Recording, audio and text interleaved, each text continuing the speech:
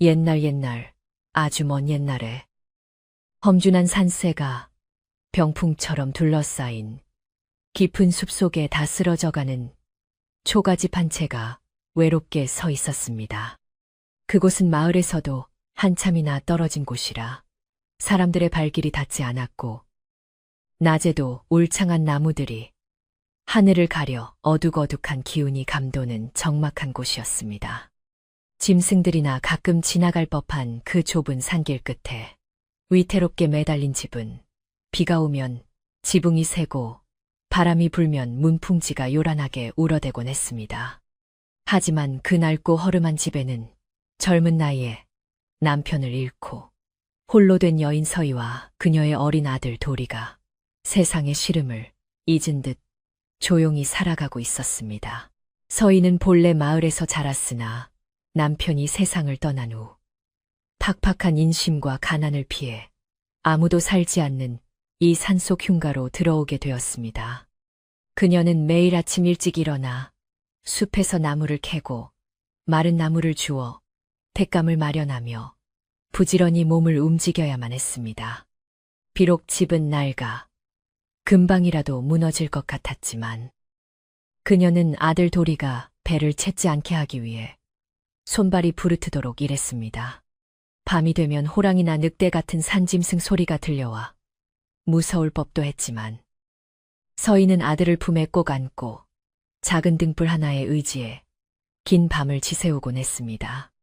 그녀의 삶은 고단했지만 아들을 향한 사랑 하나로 그 모든 두려움을 이겨내고 있었습니다.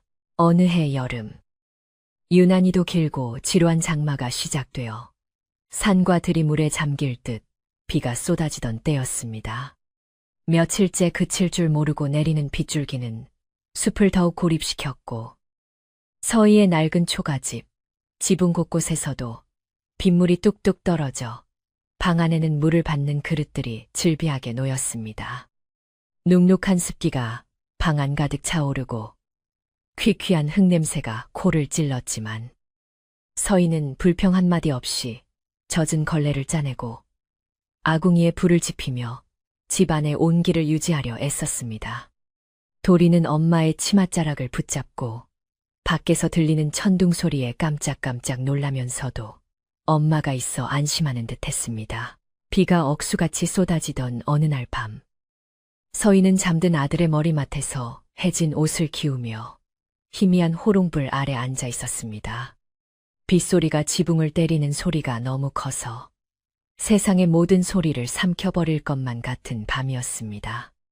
그때 부엌 쪽에서 무언가 부스럭거리는 소리가 들려왔습니다. 바람이 문을 흔드는 소리와는 다른 무언가 묵직한 것이 젖은 땅을 스치고 지나가는 듯한 기묘한 소리였습니다. 서희는 바늘을 멈추고 귀를 기울였지만 빗소리에 묻혀 그 정체를 알 수 없었습니다. 혹시나 산짐승이 비를 피해 부엌으로 들어온 것은 아닌지 걱정된 서희는 조심스럽게 방문을 열고 부엌 쪽을 살피러 나갔습니다. 부엌 문을 열자마자 차가운 비바람이 얼굴을 때렸고 아궁이 속에 남아있던 미미한 불씨가 바람에 흔들렸습니다. 서희가 눈을 가늘게 뜨고 어둠 속을 응시했을 때 아궁이 옆 장작더미 위에서 하얗게 빛나는 무언가가 꿈틀거리는 것을 발견했습니다. 그것은 칠흑 같은 어둠 속에서도 유난히 눈부시게 빛나는 백색의 뱀이었습니다. 보통의 뱀보다 훨씬 크고 비늘 하나하나가 마치 옥을 깎아 만든 듯 영롱하게 빛나고 있어 서희는 순간 두려움보다는 기이한 아름다움에 숨을 죽이고 말았습니다. 그 백사는 비에 흠뻑 젖어 떨고 있는 듯 보였고 서희를 향해 공격하려는 기색 없이 그저 가만히 엘리를 틀고 있었습니다. 서희는 본래 뱀을 무서워하는 여인이었지만 그날 밤 마주한 백사에게서는 알 수 없는 연민과 신비로움이 느껴졌습니다. 차가운 빗물에 젖어 체온을 잃어가는 생명에 대한 안쓰러움이 두려움을 앞선 것이었습니다. 그녀는 빗자루로 뱀을 쫓아내는 대신 부엌 한 구석에 마른 짚을 좀 더 깔아주고 아궁이에 나무를 더 넣어 불길을 살려주었습니다. 추워서 들어왔구나. 해칠 생각은 없으니 몸이나 녹이고 가렴.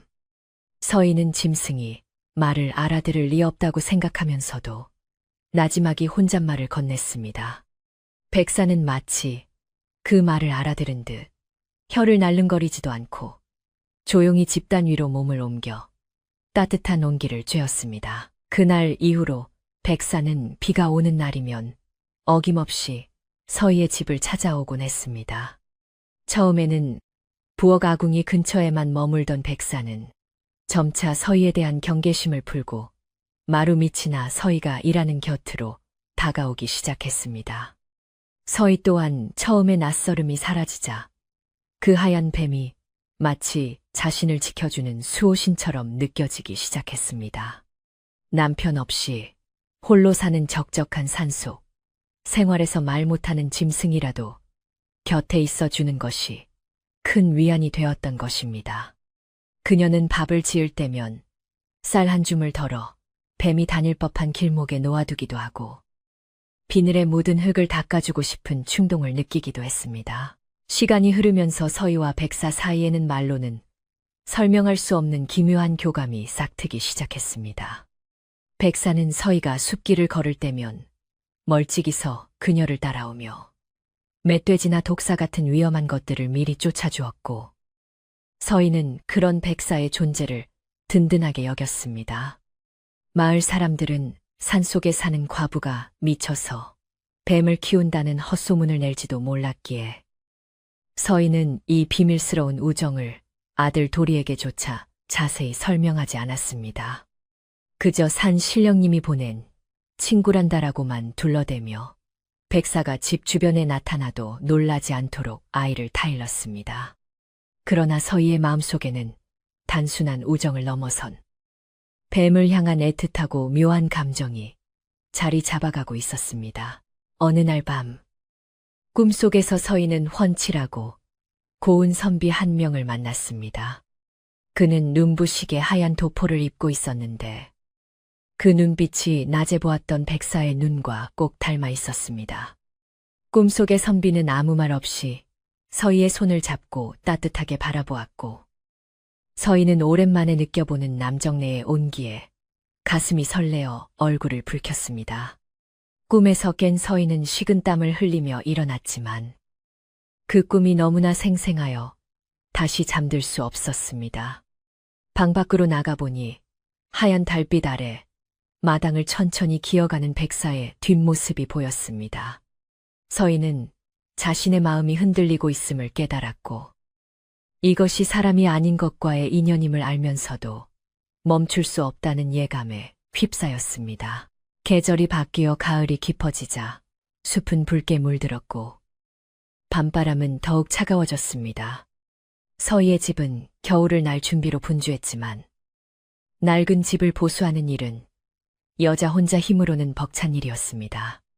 무거운 나무를 옮기거나 지붕에 올라가 이영을 엮는 일은 고단하기 그지없었습니다. 그러던 어느 날 서희가 지붕을 고치려다 사다리에서 발을 헛디뎌 떨어질 뻔한 순간이 있었습니다. 눈을 질끈 감고 비명을 지르며 떨어지던 찰나 무언가 부드럽고 탄력 있는 것이 그녀의 몸을 휘감아 충격을 막아주었습니다. 눈을 떠보니 거대해진 백사가 그녀를 감싸 안고 있었고 그 차가우면서도 단단한 느낌의 서희는 안도감과 동시에 전율을 느꼈습니다. 백사는 서희를 안전하게 땅에 내려놓고는 다시 스르르 본래의 크기로 돌아가 숲으로 사라졌습니다. 서희는 멍하니 뱀이 사라진 곳을 바라보며 주저앉아 있었습니다. 짐승이 사람을 구했다는 사실도 놀라웠지만 뱀의 몸이 닿았던 곳에서 느껴지는 그 서늘한 감촉이 잊히지 않아 가슴이 두근거렸습니다. 그날 밤 서희는 방문을 굳게 걸어 잠그지 않고 살짝 열어두었습니다. 마치 누군가를 기다리는 사람처럼 그녀는 잠자리에 누워서도 문 쪽을 향해 귀를 기울였습니다. 바람 소리가 들릴 때마다 가슴이 뛰었고 뱀이 다시 찾아와 주기를 바라는 마음이 간절해졌습니다.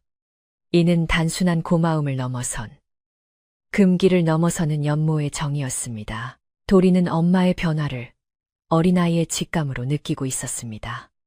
엄마가 밥을 먹다가도 멍하니 창밖을 바라보거나 밤중에 혼자 일어나 부엌을 서성이는 일이 잦아졌기 때문입니다.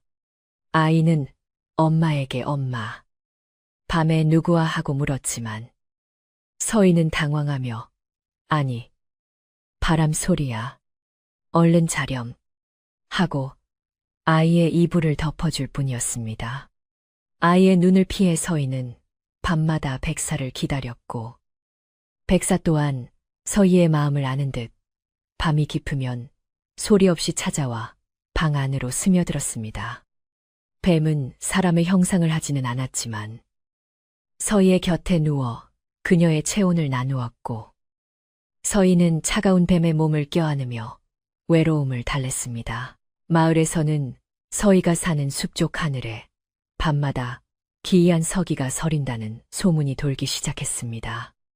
약초를 캐러 산 입구까지 갔던 노인들은 숲에서 하얀 안개가 피어오르고 이상한 향기가 난다고 수군거렸습니다.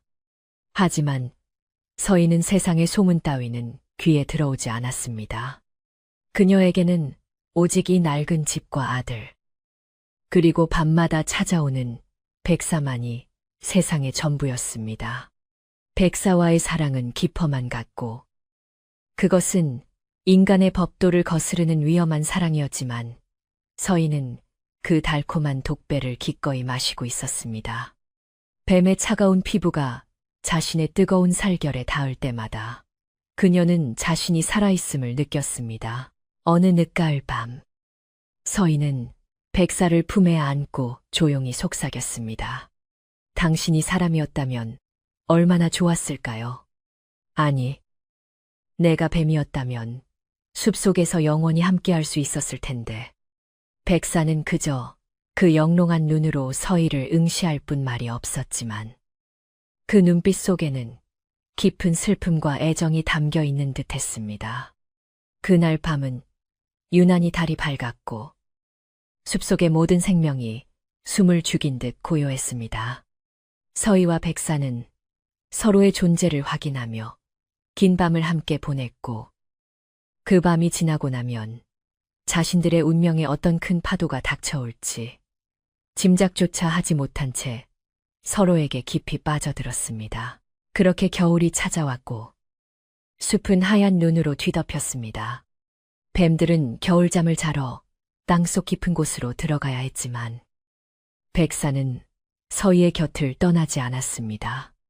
서희는 방 아랫목을 뜨겁게 데워 백사가 추위를 타지 않도록 정성을 다해 보살폈습니다. 식량이 부족한 겨울이었지만 서희는 자신과 아들이 먹을 것을 아껴 백사에게 주었고 백사 또한 숲에서 산토끼나 콧을 잡아 문 앞에 놓아둠으로써 서희의 살림을 도왔습니다. 기이한 동거는 겨울 내내 이어졌고 서희의 집은 겉보기에는 초라하고 추워 보였지만 그 안에는 기묘한 열기와 사랑이 가득 차 있었습니다. 그러나 봄이 오고 얼음이 녹기 시작할 무렵 서희의 몸에 이상한 변화가 생기기 시작했습니다. 평소처럼 나무를 캐러 산에 올랐는데 갑자기 현기증이 일며 속이 울렁거려 자리에 주저앉고 만 것입니다. 처음에는 겨울 동안 못 먹고 고생하여 몸이 허해진 탓이라 생각했습니다.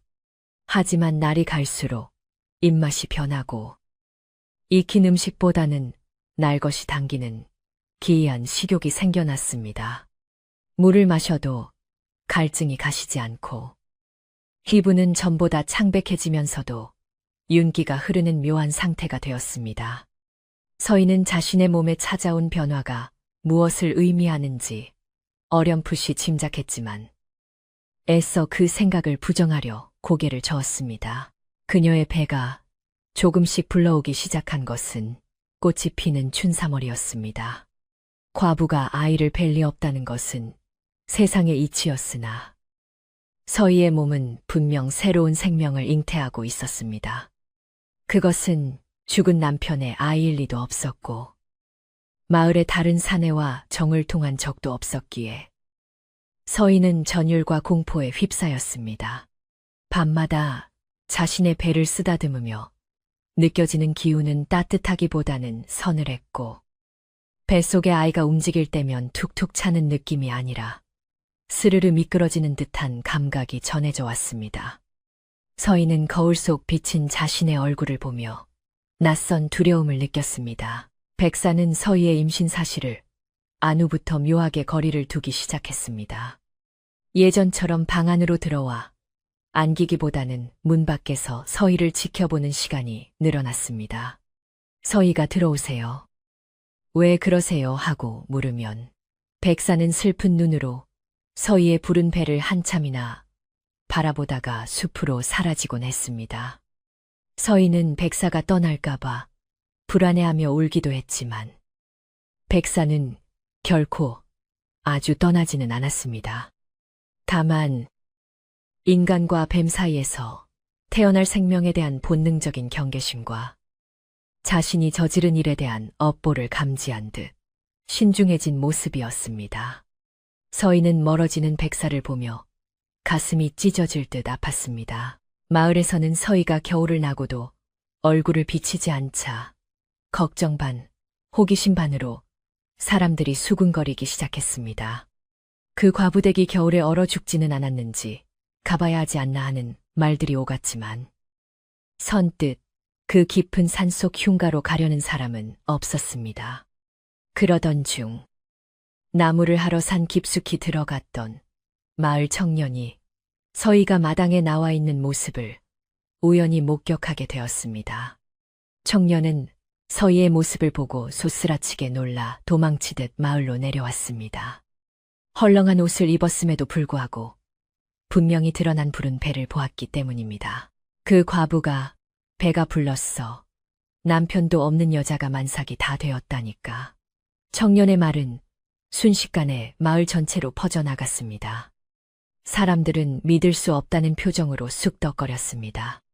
누구랑 정을 통했단 말인가? 산속에 사는 도적놈이라도 만난 건가? 온갖 추측이 난무하는 가운데 마을의 가장 연장자인 촌장은 심각한 표정으로 혀를 찼습니다. 그는 예전부터 그 산에 서린 기운이 심상치 않음을 알고 있었기에 이것이 단순한 남녀 간의 치정이 아닐 수 있음을 직감했습니다. 서희를 둘러싼 소문은 꼬리에 꼬리를 물고 커져만 갔고 마을의 분위기는 흉흉해졌습니다. 서희는 마을의 소문을 알지 못한 채 점점 무거워지는 몸을 이끌고 하루하루를 힘겹게 버티고 있었습니다. 배는 일반적인 임산부보다 훨씬 빠르게 불러왔고 피부에는 가끔 비늘 같은 각질이 일어났다가 사라지기를 반복했습니다. 도리는 엄마의 배를 보며 엄마, 동생 생겨 하고 천진난만하게 물었지만 서희는 아이의 눈을 똑바로 바라볼 수 없었습니다. 그래, 동생이 생겼단다. 하지만 비밀이야. 아무에게도 말하면 안 돼. 서희는 도리에게 신신당부하며 불안에 떨었습니다. 자신이 낳을 아이가 어떤 모습일지, 과연 사람의 형상을 하고 있을지 그녀 자신도 알 수 없었기 때문입니다. 그러던 어느 날 밤, 백사가 오랜만에 방 안으로 들어왔습니다. 그는 서희의 곁으로 다가와 부풀어 오른 배 위에 조심스럽게 머리를 올렸습니다.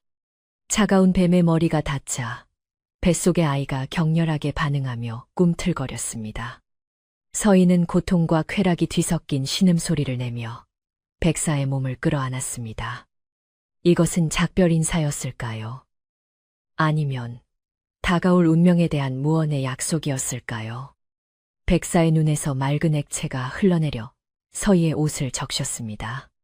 서희는 직감적으로 다가올 시간이 멀지 않았음을, 그리고 그 끝이 평범하지 않을 것임을 뼈저리게 느꼈습니다. 숲은 날이 갈수록 푸르름을 더해갔지만 서희의 집 주변만큼은 한여름 대낮에도 서늘한 기운이 감돌았습니다.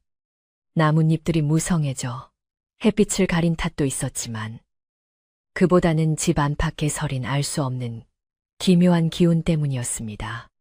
처마 밑에는 이름 모를 버섯들이 피어났고 마당의 잡초들은 사람이 뽑아내기도 전에 무릎까지 자라올라 집을 삼킬 듯이 포위해 왔습니다.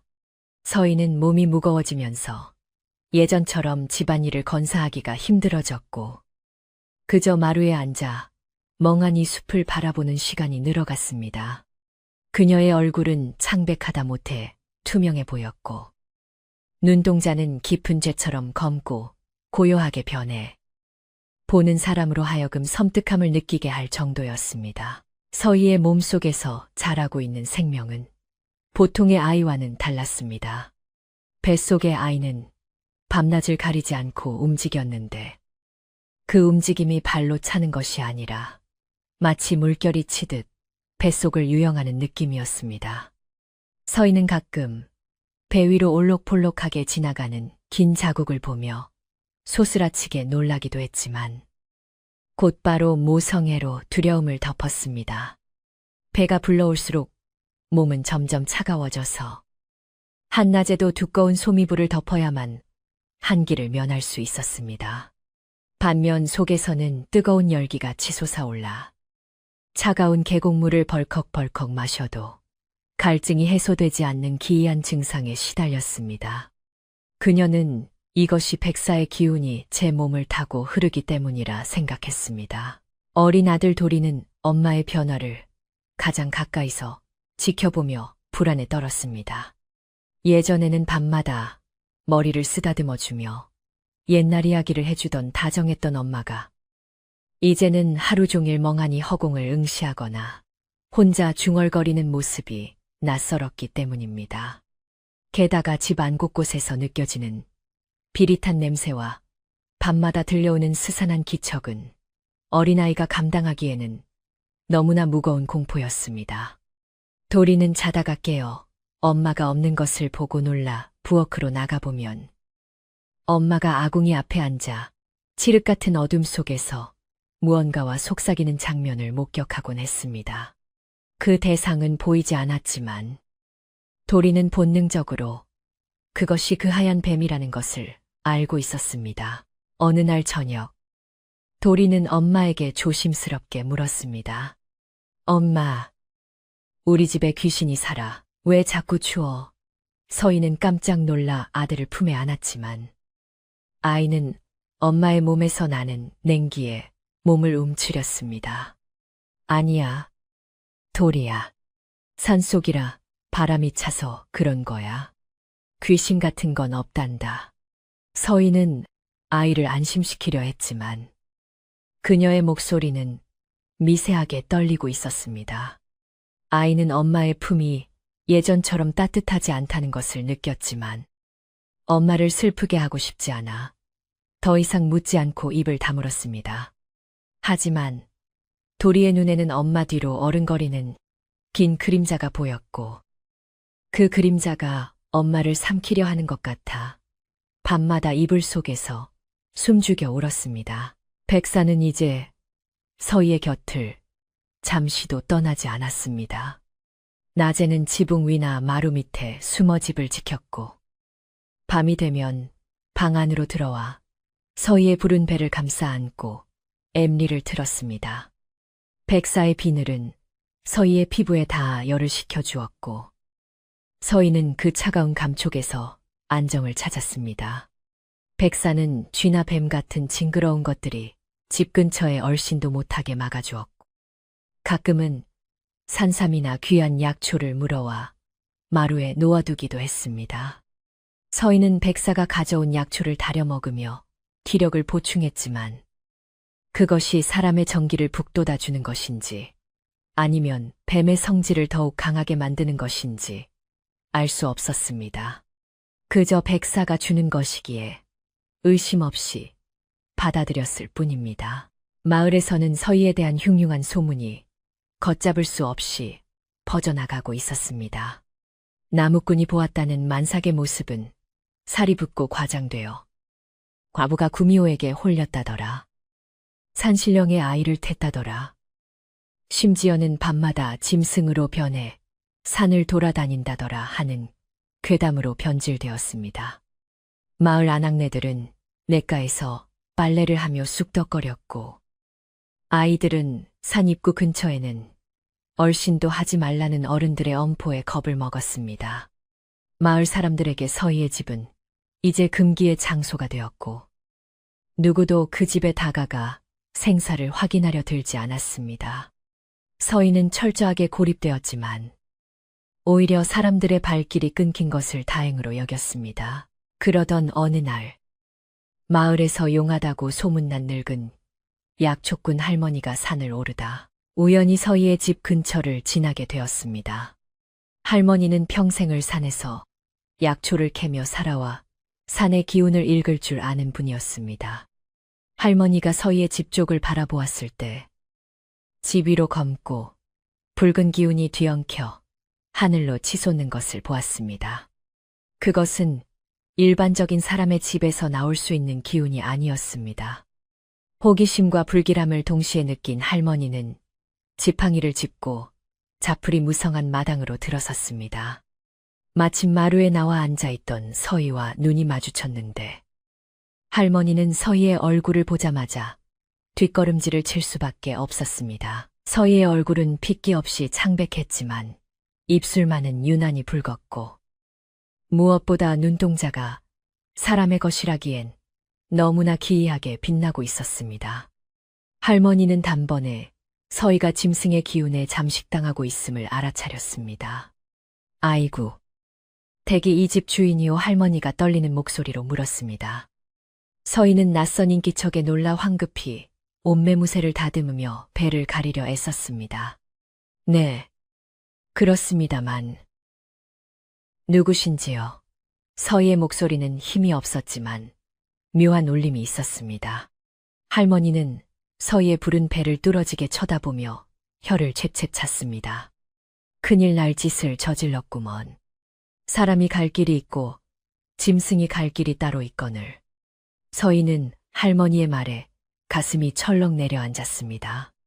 자신의 비밀을 들킨 것 같아 등줄기에 식은땀이 흘렀습니다. 무슨 말씀이신지 모르겠습니다. 그저 병이 들어 몸이 부은 것뿐입니다. 서희는 애써 태연한 척하며 거짓말을 했지만 할머니의 눈은 속일 수 없었습니다. 할머니는 마루 가까이 다가와 낮지만 단호한 목소리로 말했습니다. 내 눈은 못 속여. 댁의 뱃속에 들어있는 건 사람의 씨가 아니야. 차갑고 비늘 덮인 것의 기운이 느껴져. 당장 그 짐승과의 인연을 끊지 않으면 댁도 죽고 아이도 죽고 이 산천 초목이 다 말라비틀어질 게야. 할머니의 경고는 서리처럼 차갑고 날카로웠습니다. 서희는 두려움에 몸을 떨면서도 반발심이 일어났습니다. 할머니가 뭘 안다고 그러세요? 함부로 말씀하지 마세요. 제 아이입니다. 제 뱃속으로 낳을 제 자식이라고요. 서희는 소리를 지르며 할머니를 쫓아내려 했습니다. 하지만 할머니는 물러서지 않고 서희를 불쌍하다는 듯 바라보았습니다. 정이란 게 무섭지. 하지만 산 사람과 미물은 섞일 수가 없는 법이야. 지금이라도 늦지 않았으니 마을로 내려와서 굿이라도 하고 그 뱃속의 화근을 떼어내야 해. 안 그러면 피바람이 불 거야. 그때였습니다. 마루 밑에서 스산한 바람, 소리와 함께 괴괴거리는 소리가 들려왔습니다. 할머니는 본능적으로 위험을 감지하고 뒤로 물러섰습니다. 마루 밑 어둠 속에서 하얀 비늘이 번뜩이는 것을 본 할머니는 기겁하며 소리쳤습니다.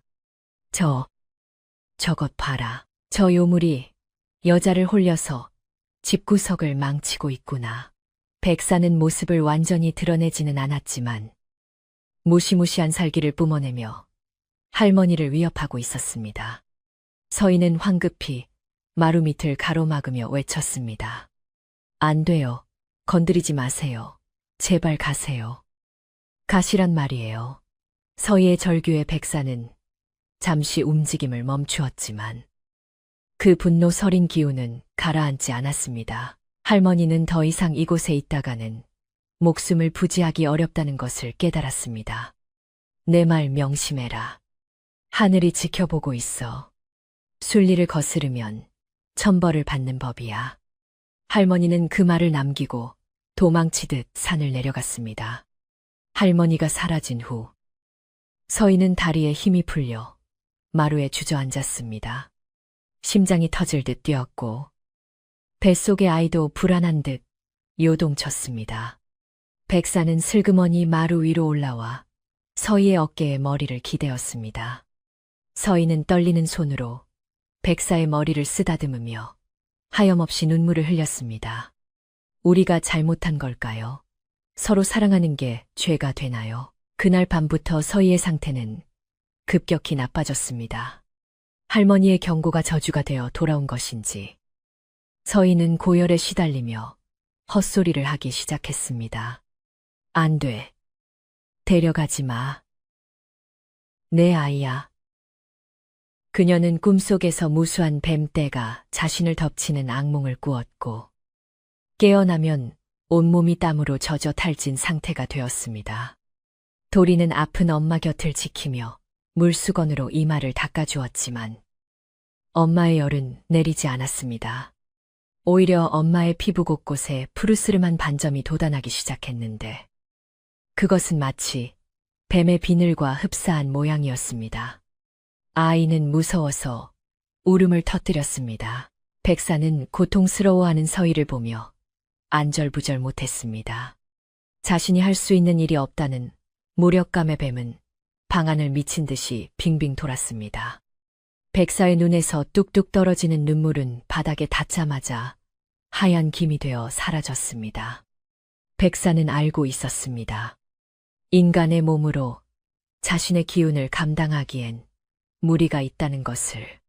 하지만 이미 돌이킬 수 없을 만큼 깊어진 인연의 끈을 놓을 수도 없었습니다.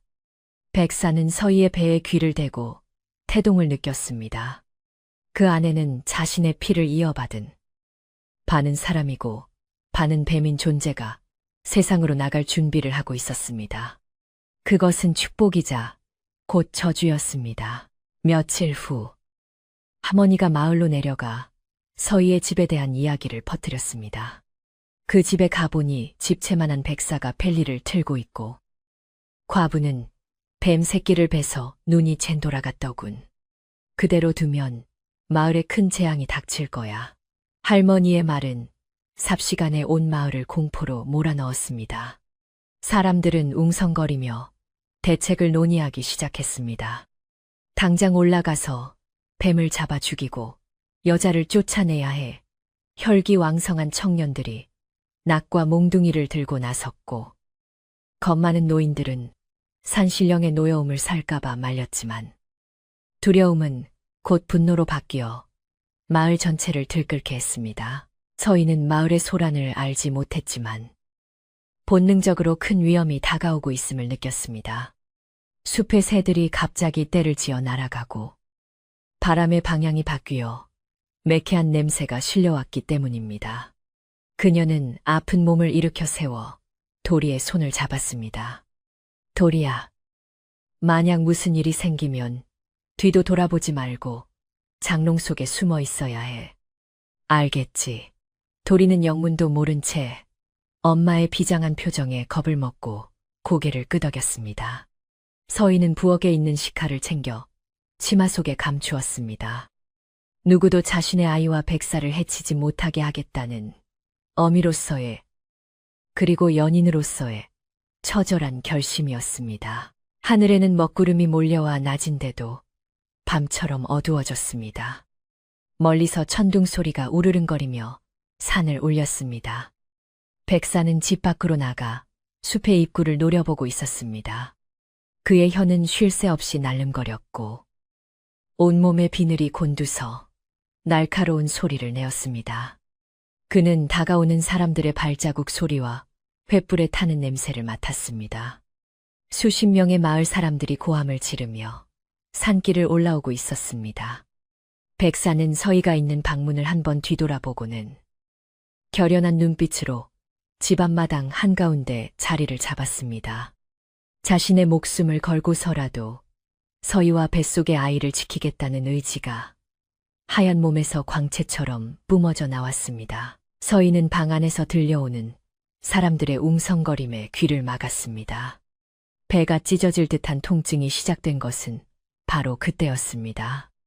산통은 예고도 없이 폭풍처럼 몰아쳤습니다. 서희는 비명을 지르며 바닥을 뒹굴었습니다. 일반적인 산통과는 비교도 안 되는 뼈마디가 벌어지고 살이 찢기는 듯한 고통이었습니다. 뱃속의 아이는 세상 밖으로 나가기 위해 격렬하게 몸부림쳤습니다. 서희의 비명 소리는 천둥 소리에 묻혔지만 밖에서 지키고 있던 백사에게는 세상 그 어떤 소리보다 크게 들렸습니다. 백사는 괴로움에 몸을 비틀면서도 다가오는 마을 사람들을 향해 괭백거리는 경고음을 내보냈습니다.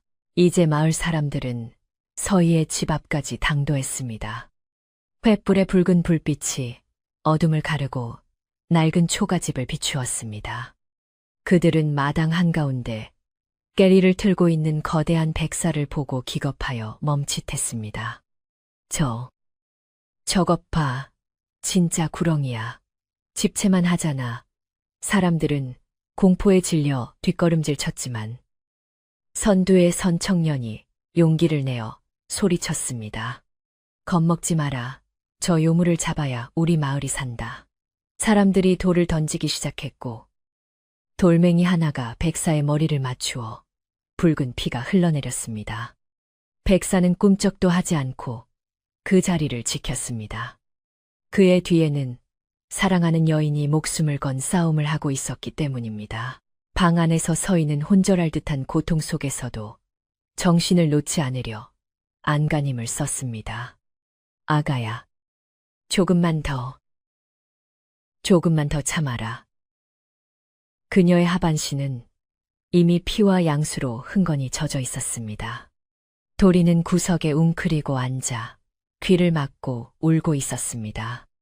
밖에서는 고함 소리와 돌 던지는 소리가 난무했고 안에서는 생사를 건 산통이 이어졌습니다. 하늘에서는 마침내 참았던 빗줄기가 쏟아지기 시작했습니다.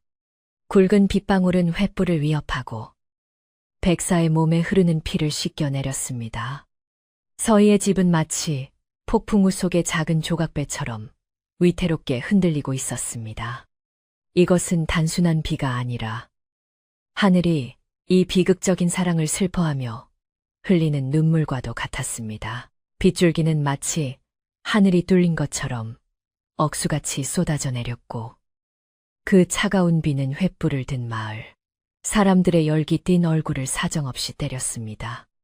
천둥과 번개가 번갈아치며 산 전체를 뒤흔들었지만 사람들의 고함 소리와 욕설은 그 천둥 소리마저 뚫고 나올 정도로 기세가 등등했습니다. 그들은 미물인 뱀이 신성한 인간의 영역을 침범하고 과부를 홀려 마을의 부정을 타게 했다는 사실에 맹목적인 분노를 느끼고 있었습니다. 선두에 선 청년들이 낫과 채미를 휘두르며 위협했지만 백사는 그 거대한 몸을 꼿꼿이 세운 채 한치의 물러섬도 없이 방문 앞을 가로막고 있었습니다. 뱀의 눈은 살기보다는 슬픔과 결기로 가득 차 있었으나 공포에 질린 사람들의 눈에는 그저 흉측한 괴물의 번뜩임으로만 보일 뿐이었습니다. 백사의 하얀 비늘은 이미 날아온 돌멩이와 몽둥이질에 찢겨 곳곳에서 붉은 피가 배어나오고 있었습니다. 빗물에 씻겨 내려가는 선혈이 마당의 흙탕물과 섞여 붉은 개울을 이루었지만 백사는 고통스러운 신음조차 내지 않고 오로지 방 안의 서희에게만 신경을 집중하고 있었습니다. 그가 꼬리를 휘둘러 사람들을 멀리 쫓아낼 수도 있었고 독리를 드러내어 치명상을 입힐 수도 있었으나 백사는 그렇게 하지 않았습니다. 만약 자신이 사람을 해치면 방 안에 있는 서희와 태어날 아기에게 씻을 수 없는 업보가 될 것임을 본능적으로 알고 있었기 때문입니다. 그래서 그는 그저 온몸으로 매를 맞으며 인간들의 분노가 가라앉기를 혹은 서희가 무사히 해산하기만을 간절히 바라고 버티는 것이었습니다. 방 안의 상황은 밖보다 더욱 처참했습니다. 서인은 식은 땀과 눈물로 범벅이 된 채 이불을 움켜쥐고 고통에 몸부림치고 있었습니다. 그녀의 산통은 뼈가 으스러지는 듯한 육체적 고통뿐만 아니라 뱃속에서 느껴지는 얼음장 같은 냉기로 인해 온몸의 혈관이 얼어붙는 듯한 기이한 고통을 동반했습니다. 보통의 아이라면 따뜻한 온기를 품고 나와야 했지만 뱃속의 아이는 어미의 열기를 모두 빨아들이며 차가운 뱀의 기운을 내뿜고 있었습니다. 서희의 입술은 파랗게 질렸고 손톱은 이불을 너무 세게 쥐어 깨져버렸습니다. 그녀는 정신이 혼미해지는 와중에도 밖에서 들려오는 타격 소리에 가슴이 미어지는 듯했습니다. 안 돼. 그를 때리지 마세요. 제발. 구석에 숨어있던 어린 도리는 공포에 질려 눈만 깜빡이고 있었습니다. 엄마의 비명 소리와 밖에서 들리는 무서운 아저씨들의 고함 소리, 그리고 지붕을 때리는 빗소리가 뒤섞여 지옥 같은 풍경을 만들어내고 있었습니다.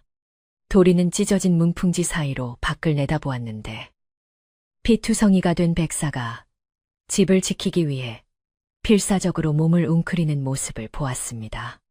평소 자신에게 쥐를 잡아주거나 멧돼지를 쫓아주던 듬직한 친구가 사람들 손에 죽어가고 있다는 사실에 어린 마음에도 깊은 슬픔과 분노가 차올랐습니다. 도리는 울면서 엄마에게 기어가 엄마. 뱀이 아파해. 사람들이 뱀을 때려. 엄마가 좀 말려봐. 라고 애원했지만 서희는 대답할 기력조차 남아있지 않았습니다. 마당에서는 약초꾼 할머니가 지팡이를 흔들며 주술 같은 말을 외쳐대고 있었습니다. 사악한 요물아, 썩 물러가라. 네가 있을 곳이 아니다. 할머니의 선동에 자극받은 사람들은 더욱 흥분하여 횃불을 집 쪽으로 던지기 시작했습니다. 젖은 초가지붕이라 불이 쉽게 붙지는 않았지만 매캐한 연기가 피어오르며 집 안으로 스며들었습니다. 백사는 날아오는 불들을 몸으로 막아내며 뜨거운 불길에 비늘이 그을리는 고통을 감내해야 했습니다. 살타는 냄새가 빗물 냄새와 섞여 진동했고 백사의 움직임은 점차 둔해지고 있었습니다. 그럼에도 불구하고 그는 서희가 있는 방문 앞을 철옹성처럼 지키며 그 누구도 발을 들여놓지 못하게 했습니다.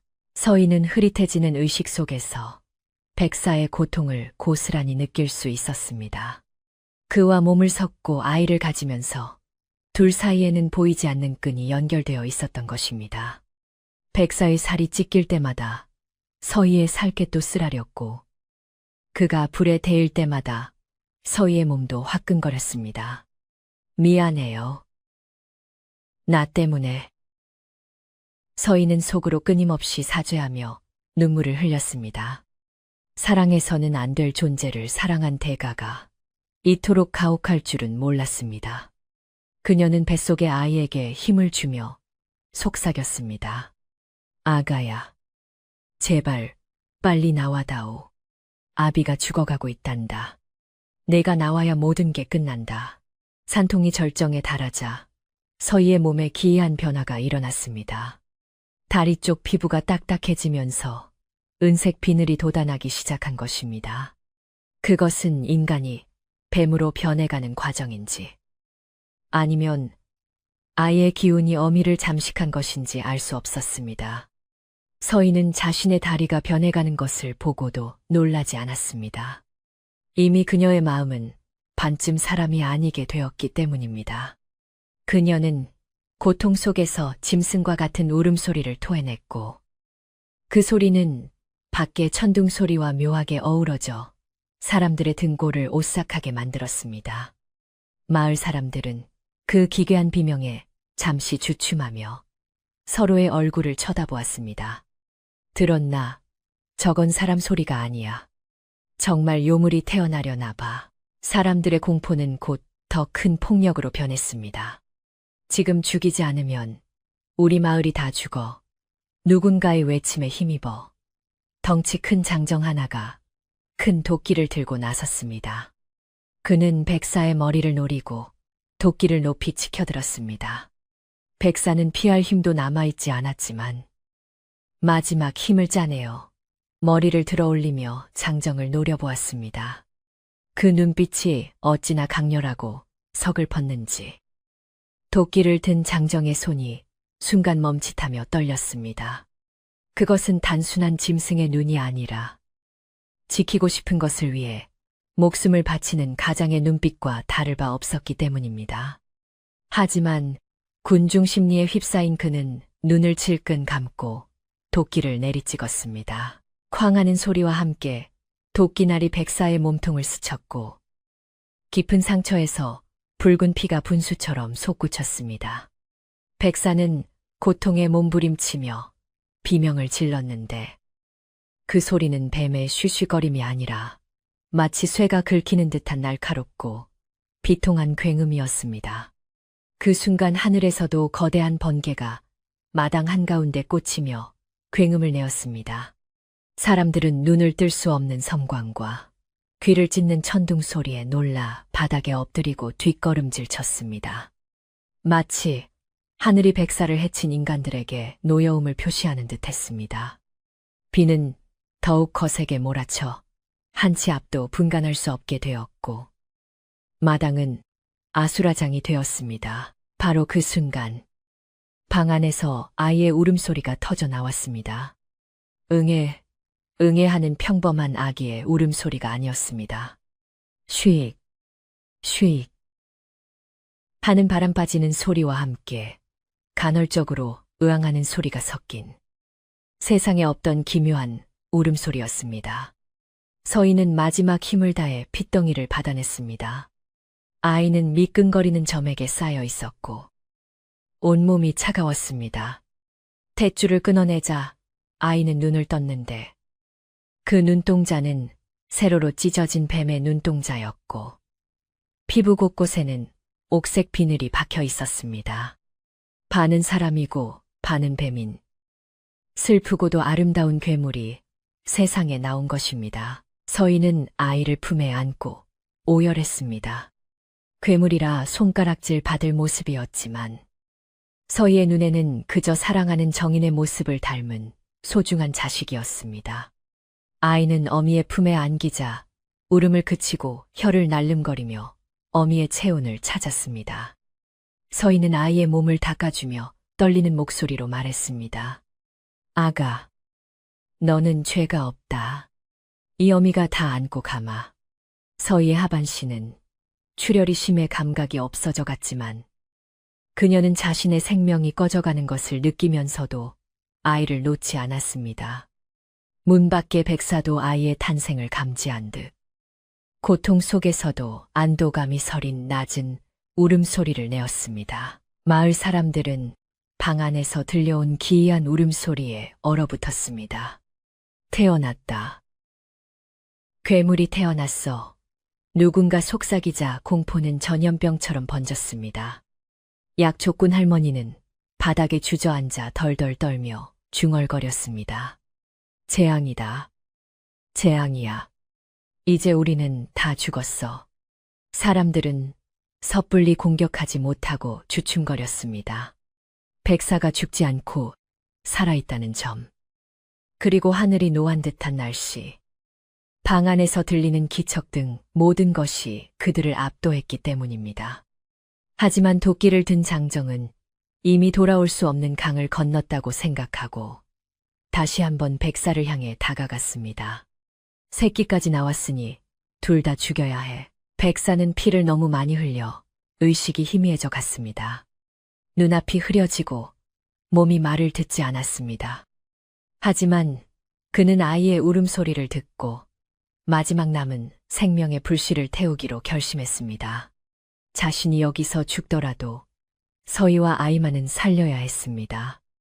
백사는 찢어진 몸을 이끌고 방문턱을 넘어 머리를 방 안으로 밀어 넣었습니다. 서희는 피투성이가 되어 돌아온 백사를 보고 소리 없는 비명을 질렀습니다. 백사는 서희의 품에 안긴 아이를 잠시 바라보더니 자신의 혀로 아이의 이마를 한 번 핥아주었습니다. 그것은 아비로서 주는 처음이자 마지막 축복이었습니다. 백사의 몸에서 신비로운 하얀 빛이 뿜어져 나오기 시작했습니다. 그 빛은 상처 입은 몸을 감싸더니 점점 강렬해져 방 안을 대낮처럼 환하게 비추었습니다. 도리는 눈이 부셔 손으로 얼굴을 가렸고, 서희는 그 따뜻한 빛이 자신의 몸을 감싸는 것을 느꼈습니다. 백사는 자신의 몸 안에 있는 내단 구슬의 기운을 모두 쏟아내고 있었습니다. 수백 년을 수련하며 모아온 영험한 기운을 서희와 아이를 살리기 위해, 그리고 사람들의 눈을 속이기 위해 마지막으로 사용하는 것이었습니다. 백사의 눈이 서희와 마주쳤고, 그 눈빛은 살아라, 부디 살아라라고 말하고 있었습니다. 밖에서 보기에 그 빛은 마치 집안에 번개가 떨어진 것처럼 보였습니다. 눈부신 섬광이 번쩍이더니 집 전체가 하얀 안개에 휩싸였습니다. 마을 사람들은 기겁하여 바닥에 엎드렸습니다. 신령님이 노하셨다. 도망쳐. 사람들은 무기를 버리고 혼비백산하여 산 아래로 도망치기 시작했습니다. 그들에게는 그 빛이 심판의 빛처럼 보였기 때문입니다. 장정들도 도끼를 버리고 뒤도 돌아보지 않고 뛰었습니다. 순식간에 마당은 텅 비었고 쏟아지는 빗소리만이 남았습니다. 하얀 안개는 집을 둥지처럼 감싸며 외부의 시선과 접근을 차단했습니다. 방 안의 빛이 서서히 사그라들자 백사의 거대한 몸은 껍질만 남은 듯 힘없이 바닥으로 늘어졌습니다. 그토록 영롱했던 비늘의 광채는 사라지고 잿빛으로 변해버렸습니다. 서희는 축 늘어진 백사의 머리를 끌어안고 통곡했습니다. 여보, 여보, 눈 좀 떠봐요. 우리 아가가 여기 있는데. 그녀의 눈물은 백사의 식어가는 몸을 적셨지만 백사는 더 이상 움직이지 않았습니다. 그는 자신의 모든 생명력을 서희와 아이에게 넘겨주고 스스로 소멸의 길을 택한 것입니다. 숲의 바람 소리가 문풍지를 울리며 마치 백사의 마지막 숨결처럼 서글프게 들려왔습니다. 서희는 품에 안긴 아이를 내려다보았습니다. 놀랍게도 백사의 빛을 받은 아이의 모습이 변해 있었습니다. 뱀의 눈동자는 검고 맑은 사람의 눈동자로 변했고 몸을 덮고 있던 비늘은 흔적도 없이 사라져 뽀얀 아기 피부가 되어 있었습니다. 백사가 자신의 정기로 아이의 뱀 기운을 모두 거두어간 것입니다. 이제 아이는 겉보기에 완벽한 사람의 아이였습니다. 하지만 서희는 알 수 있었습니다. 아이의 엉덩이 쪽에 작게 남은 푸른 반점 하나가 이 아이가 백사의 아들임을 증명하는 유일한 흔적이라는 것을요. 서희는 백사의 시신과 인간이 된 아이를 번갈아 보며 넋을 잃었습니다. 폭풍우가 지나간 새벽. 숲은 거짓말처럼 고요해졌습니다. 비에 젖은 나무 냄새와 흙냄새가 진동하는 가운데 서희의 집은 안개 속에 잠겨 신비로운 분위기를 자아냈습니다. 서희는 밤새 백사의 시신 곁을 지키며 울다 지쳐 잠든 도리와 평온하게 잠든 갓난아기를 보살폈습니다. 그녀는 마당에 나가 삽을 들었습니다. 남편보다 더 깊이 사랑했던, 자신을 위해 모든 것을 바친 백사를 양지 바른 곳에 묻어주어야 했습니다. 몸은 금방이라도 쓰러질 듯 했지만 슬픔이 그녀를 움직이게 했습니다. 그녀는 집 뒤편 가장 큰 나무 아래 땅을 파기 시작했습니다. 백사를 묻고 흙을 덮으며 서희는 맹세했습니다. 이 아이를 훌륭하게 키우겠노라고. 당신의 희생이 헛되지 않게 하겠노라고. 흙무덤 위로 아침 햇살이 비치자 어디선가 하얀 나비 한 마리가 날아와 무덤 주위를 빙빙 돌다가 하늘 높이 날아올랐습니다. 서희는 그 나비를 눈으로 쫓으며 하염없이 눈물을 흘렸습니다.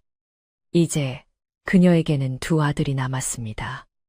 하나는 죽은 남편의 아들 도리, 또 하나는 뱀의 혼을 지닌 아들. 이 기구한 운명을 안고 그녀는 다시 살아가야만 했습니다. 숲은 다시 평온을 되찾았지만 서희의 가슴 속에는 영원히 지워지지 않을 폭풍우의 기억이 새겨졌습니다. 폭풍우가 휩쓸고 간 다음 날 아침, 마을은 마치 아무 일도 없었던 것처럼 맑게 개어 있었습니다. 하지만 마을 사람들의 마음속에는 지난밤의 공포와 의문이 짙은 안개처럼 깔려 있었습니다. 밤새 잠을 설친 사람들은 동구 밖 정자나무 아래로 하나둘씩 모여들었습니다. 그들의 화두는 단연 산속 외딴 집에서 일어난 기이한 사건이었습니다. 자네 보았나? 그 집채만 한 구렁이가 번개를 맞고 쓰러지는 것을. 그럼 보았지. 그리고 그 하얀 빛은 또 뭐였단 말인가? 분명 신령님이 노하셔서 벼락을 내리신 게야. 사람들은 저마다 목격한 것을 부풀려 이야기하며 불안에 떨었습니다. 촌장은 뒷짐을 지고 심각한 표정으로 산 쪽을 바라보았습니다. 어찌 되었든 사람이 사는 집에 불을 지르려 하고 무기를 휘둘렀으니 그 결과가 궁금하기도 하고 걱정되기도 했습니다. 만약 서희가 죽었다면 마을에 관가 조사가 나올 수도 있는 큰일이었고, 만약 괴물이 태어났다면 당장 처치해야 마을이 안전할 것이라 믿었습니다. 날이 밝았으니 가보세. 가서 두 눈으로 확인을 해야지. 이대로는 무서워서 살 수가 없네. 촌장의 말에 어젯밤 낮과 몽둥이를 들었던 장정들이 주섬주섬 다시 모였습니다. 하지만 어젯밤의 살기는 사라지고 두려움과 호기심이 뒤섞인 쭈뼛거리는 발걸음이었습니다. 약초꾼 할머니도 지팡이를 짚고 그 뒤를 따랐습니다. 그녀는 자신이 본 뱀의 기운과 요사스러운 징조가 틀림없다고 믿었기에 분명 그 집에는 끔찍한 괴물이 태어나 있을 것이라 확신했습니다. 내 말이 맞을 걸세. 가보면 뱀 가죽을 뒤집어 쓴 아이가 있거나 어미가 뱀에게 잡아먹혔을 게야. 할머니의 불길한 예언에 사람들은 침을 꿀꺽 삼키며 산길을 올랐습니다. 비에 젖은 산길은 미끄러웠고 곳곳에 어젯밤의 난투극으로 부러진 나뭇가지들이 널려 있었습니다. 서희의 집에 가까워질수록 사람들의 말수는 줄어들었고 긴장감은 고조되었습니다.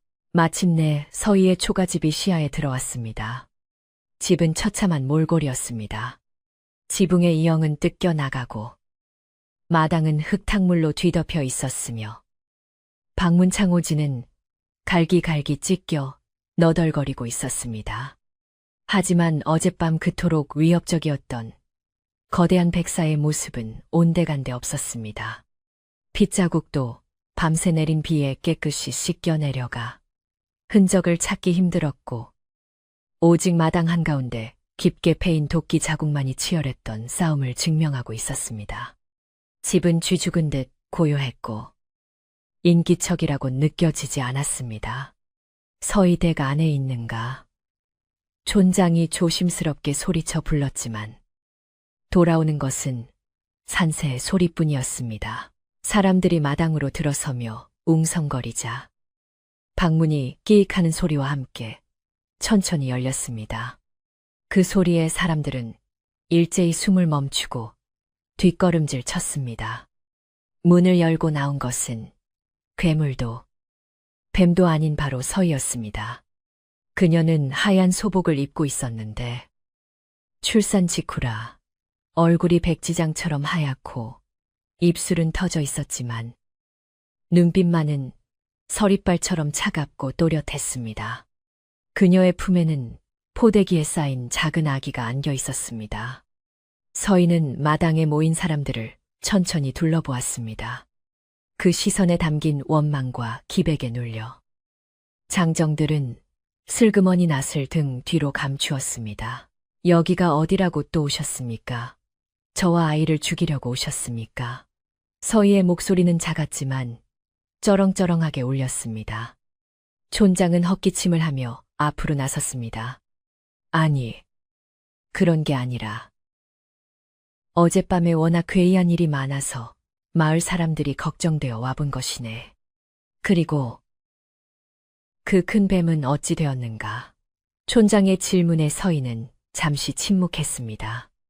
그녀의 눈가에 물기가 스쳤지만 곧바로 표정을 굳혔습니다.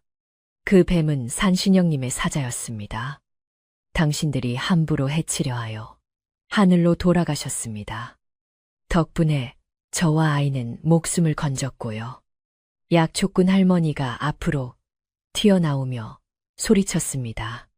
거짓말 마라. 내가 내 눈으로 똑똑히 보았다. 내 뱃속에 든 것은 사람이 아니라 뱀의 씨앗이었어. 그 품에 아는 것도 뱀 새끼가 아니냐. 할머니의 표독스러운 외침에 사람들의 시선이 일제히 서희의 품속 아기에게 쏠렸습니다.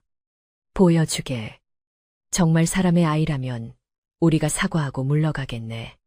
하지만 만약 괴물이라면 마을을 위해 살려둘 수 없어. 촌장도 단호하게 말했습니다.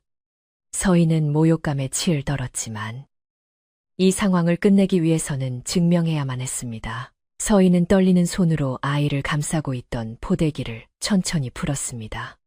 사람들은 긴장하여 목을 길게 뺐습니다. 포대기 속에서 드러난 것은 뽀얀 피부에 오동통한 팔다리를 가진 너무나도 평범하고 예쁜 사내 아이였습니다. 비늘은커녕 점 하나 없이 깨끗한 피부였고 곤히 잠든 얼굴은 천사처럼 평온해 보였습니다. 뱀의 눈을 했던 아이는 백사의 희생으로 완벽한 사람의 형상을 하고 있었던 것입니다. 사람들은 믿을 수 없다는 듯 탄성을 질렀습니다.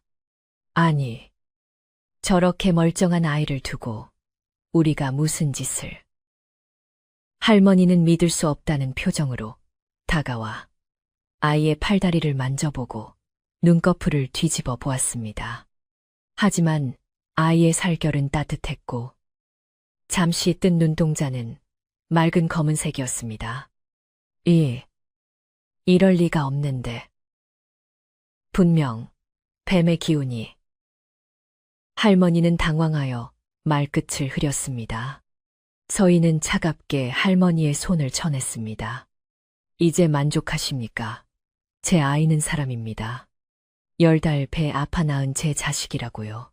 더 이상 제 아이를 모욕하지 마십시오.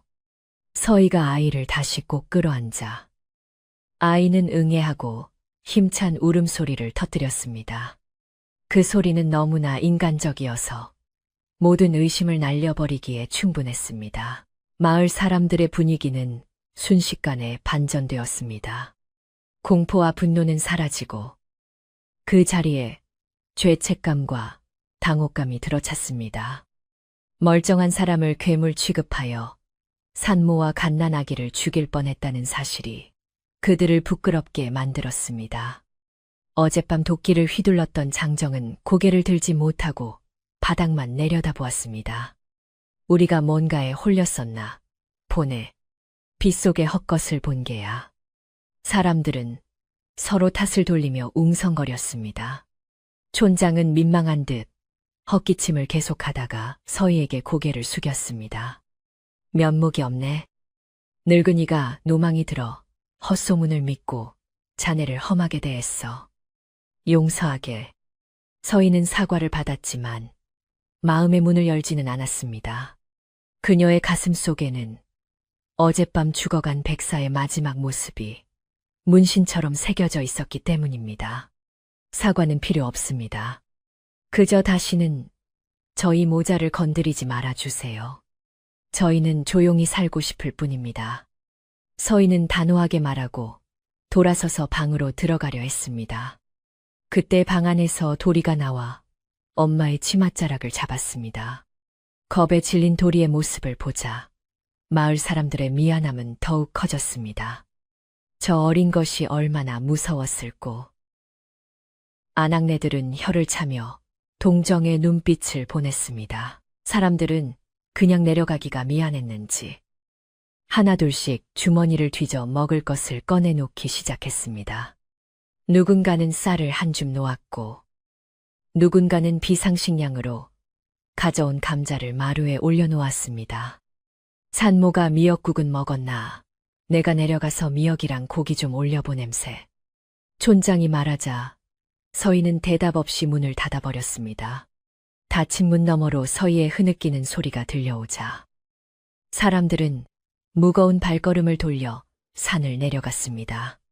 그들의 뒷모습은 올라올 때의 위세등등함과는 달리 초라하고 씁쓸해 보였습니다. 사람들이 모두 떠나고 난 뒤 서희의 집에는 다시 정막이 찾아왔습니다. 하지만 예전에 따뜻하고 신비로웠던 정막이 아니라 텅 빈 듯한 공허한 정막이었습니다. 서희는 방 안에서 아이에게 젖을 물리며 하염없이 눈물을 흘렸습니다. 아이는 어미의 슬픔을 아는지 모르는지 힘차게 젖을 빨았습니다.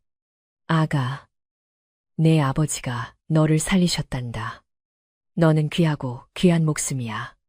서희는 아이의 작은 손을 잡고 속삭였습니다. 마당 한 구석, 백사가 묻힌 나무 아래에는 여전히 빗물이 고여 있었고 숲에서 불어오는 바람이 나뭇가지를 흔들며 위로의 노래를 불렀습니다. 오후가 되자 마을 안악 몇 명이 쭈뼛거리며 다시 찾아왔습니다. 그들 손에는 미역과 쌀, 그리고 아기 기저귀로 쓸 천조각들이 들려 있었습니다. 그들은 어젯밤의 일이 미안하여 찢어진 창호지를 새로 발라주고 부서진 부엌문을 고쳐주었습니다. 세댁, 혼자 몸조리하기 힘들 텐데 우리가 좀 거들어 줄게. 안악들은 서희의 눈치를 보며 부지런히 움직였습니다. 서희는 그들의 도움이 달갑지는 않았지만 당장 갓난아기와 도리를 건사하기 위해서는 거절할 처지가 아니었습니다. 그녀는 묵묵히 그들의 도움을 받으며 이것이 백사가 남겨준 또 다른 보호막이라 생각했습니다. 그날 저녁, 서희는 오랜만에 따뜻한 미역국을 먹을 수 있었습니다. 도리도 배불리 밥을 먹고 아기 곁에 누워 신기한 듯 동생의 얼굴을 들여다보았습니다. 엄마, 동생 이름은 뭐야? 도리의 질문에 서희는 잠시 생각에 잠겼습니다. 백사는 이름이 없었지만 이 아이에게는 세상에서 가장 튼튼하고 맑은 이름을 지어주고 싶었습니다. 이 아이의 이름은 운이라고 하자. 구름 운은 하늘의 구름처럼 자유롭고 비를 내려 만물을 살리는 사람이 되라고. 서희는 아이의 이름을 지어주며 비로소 희미한 미소를 지었습니다. 밤이 깊어지자 숲은 다시 어둠에 잠겼습니다. 서희는 아이를 재우고 방문을 열어 밤하늘을 올려다보았습니다. 비 온 뒤라 그런지 별이 유난히 총총하게 빛나고 있었습니다. 그녀는 그중 가장 밝게 빛나는 별 하나가 마치 백사의 눈동자 같다고 생각했습니다. 지켜봐 주세요. 당신의 아이가 어떻게 자라나는지. 서희는 마음속으로 기도했습니다. 비록 몸은 떠났지만 백사의 영혼이 이 집과 아이를 지켜줄 것이라는 믿음이 그녀를 버티게 하는 힘이 되었습니다. 낡은 초가집은 이제 뱀의 집이 아닌 두 아이와 강인한 어머니가 사는 사람의 집으로 다시 태어나고 있었습니다. 다음 날부터 서희는 달라졌습니다. 슬픔에 잠겨 누워만 있지 않고 퉁퉁 부은 몸을 일으켜 집 안팎을 정리했습니다. 백사가 묻힌 나무 주변에 예쁜 돌들을 주워와 둘러주었고 흙탕물이 된 마당을 고르게 다졌습니다. 그녀는 더 이상 뱀을 기다리는 여인이 아니었습니다. 두 아이를 지켜야 하는 가장이자 어머니였습니다. 마을 사람들이 가끔 눈치를 보며 가져다주는 곡식과 찬거리도 마다하지 않고 받았습니다. 자존심보다는 아이들의 생존이 더 중요했기 때문입니다. 그렇게 서희의 집은 폭풍 후의 상처를 딛고 조금씩 일상의 평온을 되찾아가고 있었습니다. 아기 우는 놀라울 정도로 순했습니다. 배가 고파도 크게 보채지 않았고 밤에도 깨지 않고 잘 잤습니다. 특이한 점이 있다면 낮에는 잠을 많이 자고 밤이 되면 눈을 말똥말똥 뜨고 있는 것이었습니다. 그리고 가끔 혀를 날름거리는 시점을 하거나 차가운 바닥에 배를 대고 눕는 것을 좋아했습니다. 서희는 그런 아이의 모습을 볼 때마다 가슴이 아릿했지만 겉으로는 내색하지 않고 따뜻하게 감싸 안아주었습니다. 우리 운이는 열이 많아서 시원한 걸 좋아하는구나 하며 아이의 뱀 같은 습성조차 사랑으로 보듬었습니다. 시간은 흘러 37일, 21일이 지났습니다. 서희는 대문 앞에 걸어두었던 금줄을 걷었습니다. 금줄에는 숲과 고추가 끼워져 있었는데 이는 부정을 막고 아이가 사내아임을 알리는 표시였습니다. 금줄을 걷어내며 서희는 이제 세상 밖으로 나갈 준비가 되었음을 느꼈습니다. 마을 사람들도 이제는 서희의 집을 뱀이 나온 집이 아니라 과부가 늦둥이를 낳은 집 정도로 여기며 경계심을 풀었습니다. 소문은 꼬리를 물고 변하여 어젯밤에 백사는 산신령이 아이를 점지해 주러 왔다가 승천한 것이라는 그럴싸한 전설로 포장되기도 했습니다. 진실은 오직 서희와 도리, 그리고 땅속에 묻힌 백사만이 알고 있었습니다. 어느 날 오후, 도리가 숲에서 놀다가 뱀 허물을 주워왔습니다. 엄마, 이거 봐. 뱀 옷이야. 도리는 천진난만하게 웃으며 서희에게 허물을 내밀었습니다. 서희는 순간 가슴이 철렁했지만 떨리는 손으로 그 허물을 받아들었습니다. 바스락거리는 얇은 허물은 마치 백사가 남겨놓은 편지 같았습니다. 서희는 도리 몰래 그 허물을 백사의 무덤 곁에 묻어주었습니다. 이제 당신도 무거운 짐을 벗고 편안해지세요. 서희는 마지막 작별 인사를 고했습니다. 이제 그녀에게는 과거의 사랑을 추억하는 일보다 현재의 아이들을 사랑하는 일이 더 중요했습니다. 그날 밤, 서희는 아이들을 재우고 호롱불 아래서 바느질을 하고 있었습니다. 문득 창호지에 비친 달빛이 방 안으로 은은하게 스며들었습니다. 그 빛은 차갑지 않고 따뜻하고 포근하게 느껴졌습니다. 서희는 문득 방구석에 놓아둔 물그릇을 보았습니다. 물그릇의 물이 미세하게 진동하고 있었습니다. 마치 누군가가 다녀간 것처럼 서희는 미소를 지으며 바늘을 놓았습니다. 다녀가셨군요. 걱정 마세요. 우리는 잘 지내고 있습니다. 그녀는 눈에 보이지 않지만 언제나 곁에 있는 존재를 느끼며 비로소 깊고 편안한 잠을 청할 수 있었습니다. 낡은 초가집은 밤의 고요 속에서 평화롭게 숨쉬고 있었습니다. 세월은 흐르는 물과 같아 어느덧 서희네 집 마당에 심은 나무가 제법 굵은 그늘을 들이울 만큼의 시간이 흘렀습니다. 험준한 산세에 가로막혀 음산하기만 했던 숲속의 흉가는 이제 마을에서 가장 따뜻하고 평온한 기운이 감도는 집으로 변모해 있었습니다. 무너질 듯했던 담장은 튼튼한 돌담으로 새로 쌓였고 비가 새던 지붕은 매년 마을 청년들이 올라와 두껍게 이영을 얹어준 덕분에 황금빛으로 번쩍였습니다. 마당 한편에는 봉숭아며 채송화 같은 꽃들이 흐드러지게 피어 꿀벌과 나비가 끊이지 않았고 뒤뜰 장독대에는 윤기 흐르는 항아리들이 줄지어 서 있어 살림이 넉넉해졌음을 보여주었습니다. 이 모든 변화는 서희의 억척스러운 노력과 마을 사람들의 따뜻한 관심이 만들어낸 기적이었습니다. 둘째 아들 운이는 무럭무럭 자라 어느새 서희의 치마폭을 잡고 아장아장 걸어다니는 귀여운 동자가 되었습니다. 아이는 백사의 희생 덕분에 겉모습은 영락없는 사람의 아이였지만 유난히 눈동자가 깊고 맑아보는 사람의 마음을 꿰뚫어보는 듯한 총기를 지니고 있었습니다. 운이는 또래 아이들보다 말이 빨랐고 무엇보다 숲속의 생명들과 교감하는 능력이 남달랐습니다. 아이가 마루에 앉아 있으면 산새들이 날아와 어깨에 앉기도 하고 다람쥐가 도토리를 물어다 아이 앞에 놓아두고 가기도 했습니다. 서희는 그런 운이의 모습을 볼 때마다 죽은 남편 백사를 떠올리며 흐뭇한 미소를 짓곤 했습니다. 아이는 아비를 닮아 자연의 사랑을 받고 자라는 듯 했습니다. 경돌이는 동생 운이를 끔찍이도 아꼈습니다. 행여나 동생이 돌부리에 걸려 넘어질까봐 한시도 눈을 떼지 않았고, 맛있는 산딸기를 따면 제 입에 넣기보다 동생의 입에 먼저 넣어주곤 했습니다. 도리는 가끔 동생의 엉덩이에 있는 푸른 반점을 보며 엄마에게 묻곤 했습니다. 엄마, 운이 엉덩이에 멍은 언제 없어져 서이는 그때마다 도리의 머리를 쓰다듬으며 대답해 주었습니다. 저건 멍이 아니라 하늘이 내려준 점이란다. 우리 운이가 특별한 아이라는 표시야. 도리는 그 말을 철석같이 믿고 동생을 더욱 자랑스러워했습니다. 형제의 우애는 숲속의 나무들처럼 서로 얽히고 설켜 단단하게 자라나고 있었습니다.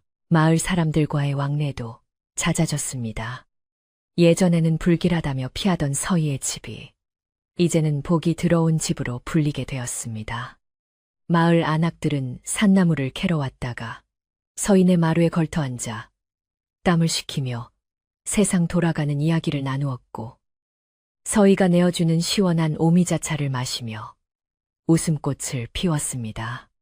서희는 더 이상 고립된 과부가 아니었습니다. 그녀의 인품과 생활력은 마을 사람들에게 귀감이 되었고, 험한 일을 겪고도 꿋꿋하게 아이들을 키워낸 그녀를 모두가 존경하게 되었습니다. 과거의 오해와 상처는 시간이라는 약을 바르고 새살이 돋아 이제는 희미한 흉터로만 남아있을 뿐이었습니다. 어느 해 가을, 마을에 큰 가뭄이 들어 논바닥이 거북이 등처럼 갈라지는 일이 있었습니다. 기우제를 지내도 비 한 방울 내리지 않아 농작물이 타들어가자 마을 사람들의 시름은 깊어만 갔습니다. 촌장은 지푸라기라도 잡는 심정으로 서희를 찾아왔습니다. 서희들, 자네 집 뒤에 묻힌 그 영물에게 빌어보면 어떨까? 그가 살아생전 비를 몰고 다니지 않았나?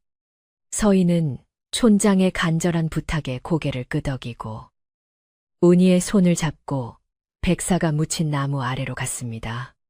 정갈하게 목욕 재개한 서희와 운이는 나무 앞에 맑은 물 한 그릇을 떠놓고 조용히 기도를 올렸습니다. 여보, 마을 사람들이 힘들어합니다. 부디 단비를 내려주세요. 놀랍게도 기도를 마친 그날 밤부터 하늘에 먹구름이 몰려오더니 며칠 동안 시원한 비가 쏟아졌습니다.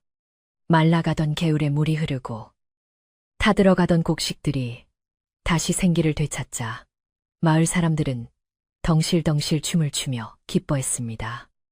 사람들은 이것이 서희의 정성, 그리고 백사의 영혼이 마을을 지켜준 덕분이라 믿었습니다. 그 사건 이후로 백사가 묻힌 나무는 마을의 수호목으로 여겨지게 되었고, 사람들은 명절이나 특별한 날이면 그 나무 아랫살이나 떡을 놓아두며 감사를 표했습니다. 백사는 죽어서도 서희와 아이들, 그리고 마을 전체를 지키는 든든한 수호신으로 남게 된 것입니다. 그 일을 계기로 과거 서희를 괴롭혔던 약초꾼 할머니도 마음을 완전히 고쳐먹었습니다. 할머니는 늙고 병든 몸을 이끌고 서희를 찾아와 눈물로 참회했습니다. 내 좁은 소견으로 자네와 귀한 아이를 해칠 뻔했네. 죽어서 무슨 낯으로 조상님을 뵐지 모르겠어. 할머니는 품에서 꼬깃꼬깃한 쌈짓돈을 꺼내 운이의 손에 쥐어주었습니다. 서희는 할머니의 손을 따뜻하게 잡으며 말했습니다. 다 지난 일입니다. 할머니, 덕분에 액땜을 크게 하여 이렇게 잘 살고 있지 않습니까? 건강이나 챙기세요. 서희의 너른 마음에 할머니는 감복하여 펑펑 울었고, 그 모습은 보는 이들의 마음까지 짠하게 만들었습니다. 가을이 깊어지자 서인의 밭에도 수확의 계절이 찾아왔습니다. 누렇게 익은 호박이 덩굴째 굴러다니고 고추는 빨갛게 익어 태양볕에 말라가고 있었습니다. 서희와 두 아들은 밭에 나가 부지런히 곡식을 거두어 드렸습니다. 7살이 된 운이는 고사리 같은 손으로 콩대를 나르며 제법 몫을 해냈고, 12살이 된 도리는 지게를 지고 힘쓰는 일을 도맡았습니다. 땀 흘려 일하는 모자의 모습은 한 폭의 그림처럼 아름다웠고, 숲속에 울려 퍼지는 아이들의 웃음소리는 풍요로움을 더했습니다. 서희는 잠시 허리를 펴고 이마에 땀을 닦으며 잘 자란 아이들과 풍성한 들판을 바라보았습니다. 가슴 벅찬 행복이 밀려왔습니다. 해질녘이 되자 서희는 아이들을 데리고 집으로 돌아왔습니다. 굴뚝에서는 저녁 짓는 연기가 모락모락 피어오르며 구수한 밥 냄새를 풍겼습니다. 서희는 아궁이에 장작을 지피며 솥에 삽살을 안쳤습니다. 타닥타닥 타오르는 장작불 소리는 마치 백사가 곁에서 속삭이는 소리처럼 정겹게 들렸습니다. 그녀는 텃밭에서 갓 따온 애호박과 두부를 숭덩숭덩 썰어 넣고 된장찌개를 보글보글 끓였습니다. 보리굴비도 한 마리 쪄서 살을 발라 놓았고, 밭에서 딴 싱싱한 상추와 풋고추도 바구니 가득 담았습니다. 소박하지만 정성이 가득 담긴 세상에서 가장 따뜻한 저녁 밥상이 준비되고 있었습니다. 방 안에는 노란 불빛에 호롱불이 켜졌고, 따뜻해진 아랫목에는 깨끗한 요가 깔려 있었습니다. 밥상이 들어오자 아이들은 와 맛있는 냄새하며 환호성을 질렀습니다. 서희는 갓 지은 하얀 쌀밥을 고봉으로 퍼서 아이들의 밥그릇에 담아 주었습니다. 김이 모락모락 나는 밥알은 윤기가 자르르 흘러보기만 해도 군침이 돌았습니다. 많이들 먹어라. 우리 아들들 일하느라 고생했어. 서희가 찌개를 떠주며 말하자 아이들은 볼이 미어지도록 밥을 퍼넣으며 행복한 표정을 지었습니다. 도리는 동생의 숟가락에 생선살을 올려주며 챙겼고, 운이는 형에게 쌈을 싸서 입에 넣어주며 우애를 과시했습니다. 저녁 식사 시간은 도란도란 이야기꽃을 피우는 시간이기도 했습니다. 도리는 오늘 산에서 본 특이한 벌레 이야기를 신나게 떠들었고, 운이는 나무에게 들었다는 바람의 이야기를 조용조용 들려주었습니다. 서희는 아이들의 이야기에 귀를 기울이며 연신 고개를 끄덕여 주었습니다. 밖에서는 풀벌레 소리가 가을밤의 교향곡처럼 울려 퍼졌고, 처마미 풍경은 바람에 흔들리며 맑은 소리를 보챘습니다. 험난했던 과거의 폭풍우는 이제 기억조차 나지 않을 만큼 이 집안의 공기는 평화롭고 안온했습니다. 서희는 밥을 먹는 둥 마는 둥 아이들이 먹는 모습만 봐도 배가 불렀습니다. 식사를 마치고 숙류까지 마신 후 서희와 아이들은 마루에 나와 앉아 밤하늘을 올려다보았습니다. 가을 밤하늘은 맑고 높아 별들이 머리 위로 쏟아질 듯 가깝게 느껴졌습니다. 둥근 보름달이 숲을 환하게 비추고 있었는데 그 달빛은 서희의 집을 은은하게 감싸 안았습니다. 운이가 서희의 무릎을 베고 누우며 물었습니다. 엄마, 아버지는 저 별들 중에 어디 있어? 서희는 밤하늘에서 가장 밝게 빛나는 별 하나를 가리키며 말했습니다. 저기, 저 큰 별 보이지? 저기서 항상 우리를 지켜보고 계신단다. 비가 올 때는 빗방울이 되어, 바람이 불 때는 바람이 되어 우리 곁에 오시는 거야. 운이는 엄마의 말에 눈을 반짝이며 별을 향해 손을 흔들었습니다. 아버지, 안녕히 주무세요. 우리도 잘 잘게요. 도리도 옆에서 씩씩하게 인사했습니다. 서희는 아이들의 어깨를 감싸 안으며 마음속으로 백사에게 말을 건넸습니다. 여보, 당신이 남겨준 이 아이들이 이렇게 잘 자랐어요. 당신의 희생이 헛되지 않게 세상에서 가장 따뜻한 사람으로 키울게요. 이제 걱정 말고 편히 쉬세요. 바람이 부드럽게 불어와 서희의 볼을 스치고 지나갔습니다. 그것은 마치 백사가 서희의 볼을 쓰다듬으며 고맙소.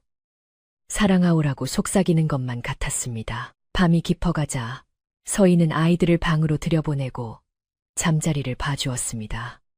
푹신한 소미불을 덮어주자 아이들은 하루의 피로가 몰려오는지 금세 눈을 감았습니다. 아이들의 규칙적인 숨소리가 방 안을 채우자 서희도 그 곁에 누워 아이들의 손을 하나씩 잡았습니다. 따뜻한 체온이 손끝을 통해 전해져 왔습니다. 이 온기야말로 서희가 그토록 지키고 싶었던, 그리고 백사가 목숨을 바쳐 지켜낸 소중한 보물이었습니다. 그녀는 더 이상 외롭지 않았습니다. 과거의 아픔은 추억이 되었고 현재의 삶은 감사함으로 가득 차 있었습니다. 서희는 호롱불을 끄고 자리에 누웠습니다. 창호지 문 너머로 달빛이 스며들어 방 안을 은은하게 비추었습니다. 집 뒤편의 큰 나무가 바람에 흔들리며 사락사락 소리를 내었습니다. 그 소리는 마치 자장가처럼 서희의 귓가에 맴돌았습니다. 내일 아침이면 또다시 밝은 해가 떠오르고 아이들의 웃음소리가 마당을 채울 것입니다. 서희는 꿈속에서 다시 만날 백사를 기다리며 그리고 내일 찾아올 또 다른 행복을 기대하며 천천히 눈을 감았습니다. 긴 세월의 풍파를 견뎌낸 이 작은 초가집은 이제 숲속에서 가장 튼튼하고 따뜻한 보금자리가 되어 깊은 잠에 빠져들었습니다. 밤은 고요하고 달빛은 세상 모든 어머니의 품처럼 부드럽게 온 세상을 덮어줍니다. 오늘 밤도 포근한 이불 덮으시고 근심 걱정 없는 따뜻한 꿈 꾸시길 바랍니다.